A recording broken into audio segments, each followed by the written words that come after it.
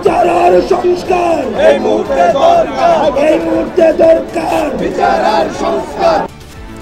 গণঅভ্যুত্থানের স্মরণীয় বছরের শেষ দিনে কেন্দ্রীয় শহীদ মিনারে মার্চ ফর ইউনিটি কর্মসূচি। 15ই জানুয়ারির মধ্যে জুলাই বিপ্লবের ঘোষণাপত্র দাবি। যদি সেই শক্তির সাথে স্পিরিটের সাথে বিন্দুমাত্র বিশ্বাসঘাতকতা করার চেষ্টা করে তাকে সমূলে উৎপাদিত করতে হবে।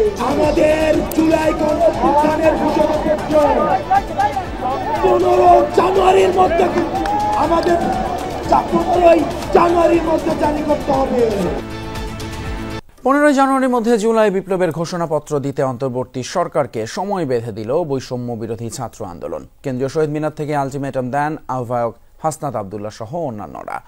জুলাই আগস্ট গণহত্যার বিচারের দাবিতে সারাদিন ছিল জুলাই বিপ্লবীদের দৃঢ় কণ্ঠস্বর। বিচারিক প্রক্রিয়ায় আওয়ামী লীগকে নিষিদ্ধের কথা বলেন তারা। রাষ্ট্র সংস্কার, দ্রব্যমূল্য নিয়ন্ত্রণ আর পাচারের টাকা ফিরিয়ে আনার দাবি তাদের।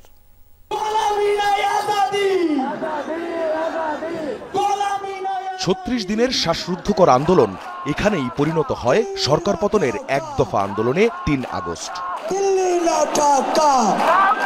একদিনের মাথায় পতন হয় ১৬ বছরের ফ্যাসিস্ট শাসনের।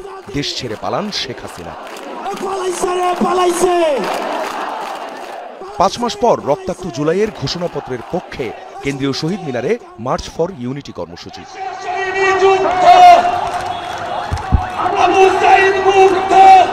দলে দলে দেশের বিভিন্ন জেলা আর শিক্ষা প্রতিষ্ঠান থেকে যোগ দেন আন্দোলনের যোদ্ধারা। দুপুরের পর জুলাই বিপ্লবীদের অংশগ্রহণে কানায় কানায় পূর্ণ কেন্দ্রীয় শহীদ মিনার। এখান থেকেই ঘোষণার কথা ছিল বৈষম্য বিরোধী ছাত্র আন্দোলনের করা প্রোক্লেমেশন অফ জুলাই রেভলিউশনের। জোরালো কণ্ঠে বিপ্লবীদের আওয়াজ এই প্রোক্লেমেশন নিয়ে কোনো কালক্ষেপণ নয়। এখনো পর্যন্ত রাস্তায় আছি এবং আমরা কোনোভাবে সেই 90-এর মতো সেই 71-এর মতো 24কে ব্যর্থ হতে দিব না। অভ্যুত্থানের 5 মাস পরেও আমরা দেখি নাই জুলাই প্রোক্লামেশনের কোনো উদ্যোগ কেউ গ্রহণ করেছে। সেই বৈষম্য বিরোধী ছাত্র আন্দোলনকেই আবার দায়িত্ব নিতে হয়েছে প্রোক্লামেশন দেওয়ার জন্য। আন্দোলনের সমন্বয়কদের দাবি, ঘোষণাপত্রে থাকতে হবে ৭১, ৯০, ২৪-এর শহীদ ও আহতদের কথা। উঠে আসতে হবে আওয়ামী অপশাসন আর বন্ধ করতে হবে নতজানু পররাষ্ট্রনীতি। ৯০-এ যারা শহীদ হয়েছেন, আহত হয়েছেন, যারা ৭১-এ শহীদ হয়েছেন, আহত হয়েছেন, তাদের প্রত্যেকটি রক্তের কোণায় লেখা আছে যে প্রতিশ্রুতিগুলো আগামীতে যে প্রোক্লেমেশনটা আমাদের জাতির সামনে আসবে সেখানে সেগুলো স্পষ্ট করে লেখা থাকতে হবে।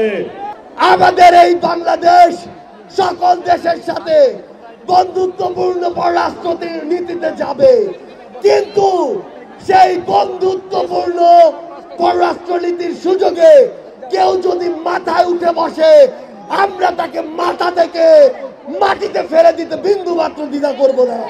এ সময় বৈষম্য বিরোধী ছাত্রদের আলটিমেটাম 15 দিনের মধ্যে দিতে হবে জুলাই বিপ্লবের ঘোষণাপত্রের ঘোষণা। 15 জানুয়ারির মধ্যে আমাদের এই জুলাই গণঅভ্যুত্থানের ঘোষণাপত্র জারি করতে হবে। 15 জানুয়ারি পর্যন্ত আপনারা জেলায় জেলায়, পাড়া মহল্লায় এই জুলাই ঘোষণাপত্রের পক্ষে আপনারা মানুষের কাছে যাবেন, মানুষের কথা শুনবেন, তারা কি বলতে চায় সেই কথাগুলোকে উঠিয়ে নিয়ে আসবেন। তাদের আরো দাবি, বিচারিক প্রক্রিয়ায় নিষিদ্ধ করতে হবে আওয়ামী লীগকে, কমাতে হবে জিনিসপত্রের দাম, আগে গণহত্যার দায়ে শেখ হাসিনা সহ দোসরদের বিচার, রাষ্ট্র সংস্কার, তারপর নির্বাচন চায় বৈষম্য বিরোধী ছাত্র আন্দোলন। আখলাকুস সাফা, যমুনা নিউজ, ঢাকা।